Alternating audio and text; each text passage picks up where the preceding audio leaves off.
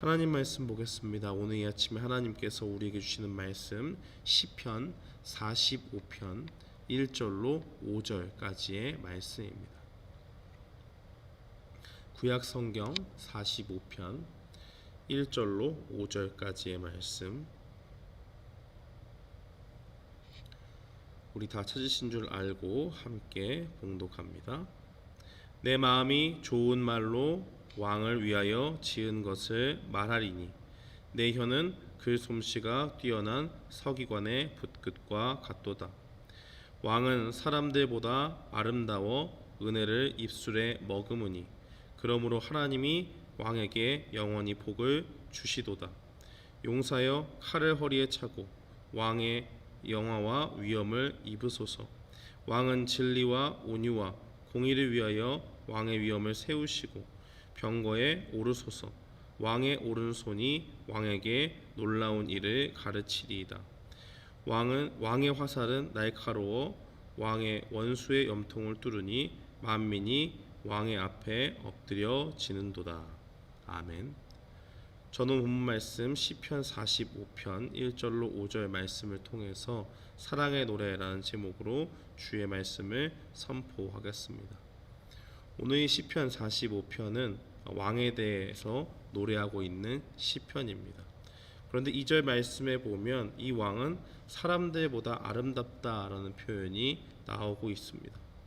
여기서 사람들보다 아름답다라고 이야기하니까 단순히 이 사람과 이 왕에 대해서 단순 비교급으로 이렇게 보이는 것 같지만, 이것은 왕 옆에 그 누가 와도 어떠한 사람이 서도 그 누구와도 비교할 수 없는 최상급으로 표현이 되어져 있습니다. 절대적으로 아름다운 존재라는 말이지요. 사람이 아무리 아름다워도 사람 간에는 그 아름다움을 누가 절대적으로 아름답다라고 말하기가 참으로 어렵습니다. 왜냐하면 미라는 것이 주관적이기 때문에 사람마다 취향이 있잖아요.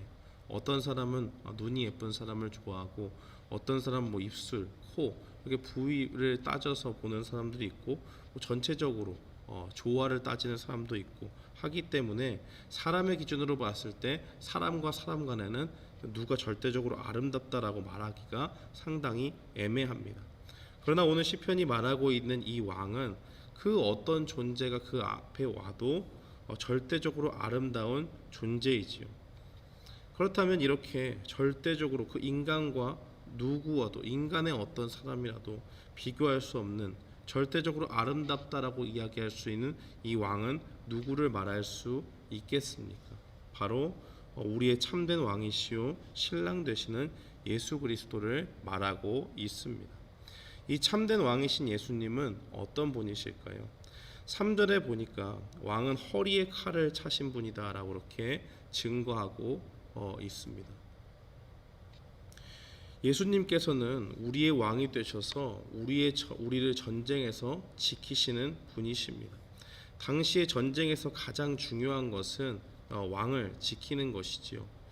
만일 전쟁에서 왕이 죽거나 크게 다치면 그 전쟁은 진 것이나 다름이 없습니다.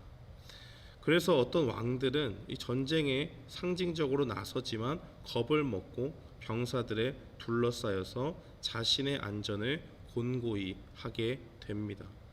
그러나 우리의 왕이신 예수님은 어떤 분이실까요?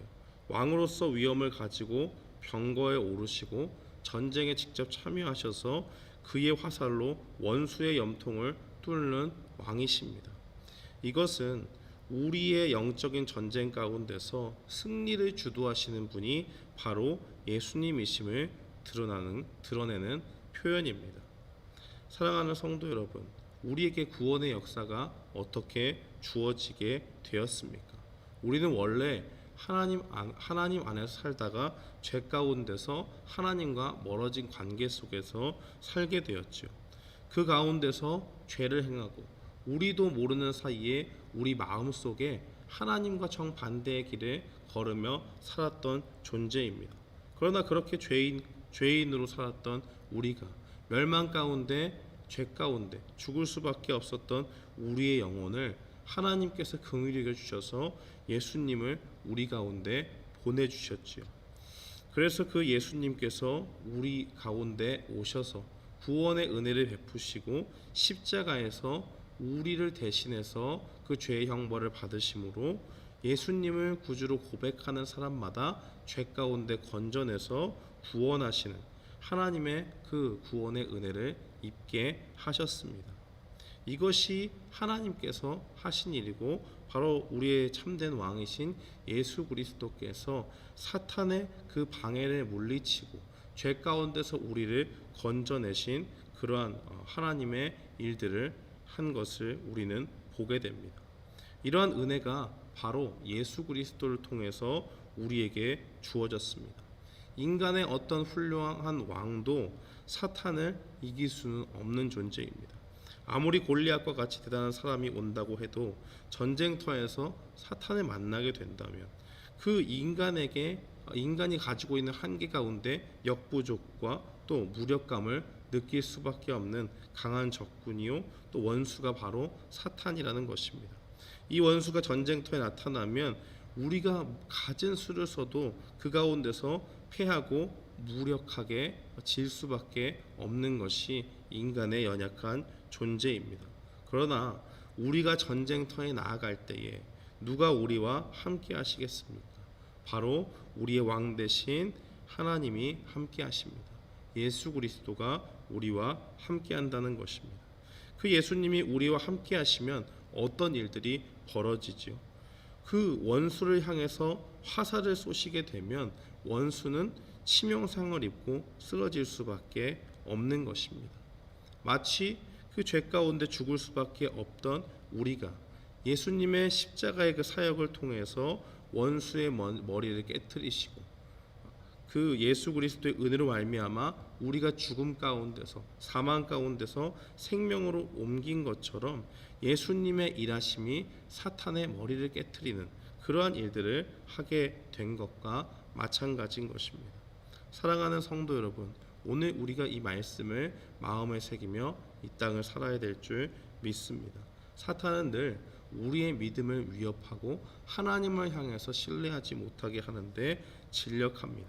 그 목적을 가지고 우리의 영혼을 위협하고 오늘도 세상의 염려와 여러 가지 환경 가운데서 우리를 괴롭히고 우리를 시험에 빠뜨리려고 할 것입니다.